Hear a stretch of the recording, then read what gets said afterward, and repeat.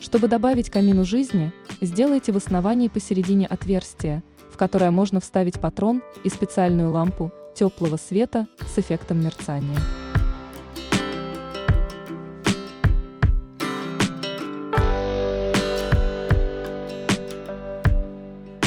Лампу задекорируйте небольшими веточками.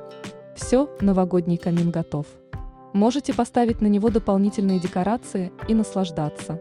А если у вас нет времени на рукоделие, прекрасный декоративный камин можно заказать с доставкой по всей России на сайте alna.ru.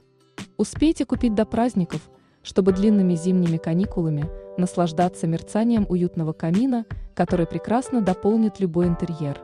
Подписывайтесь на канал, ставьте лайки и ждите новых видео.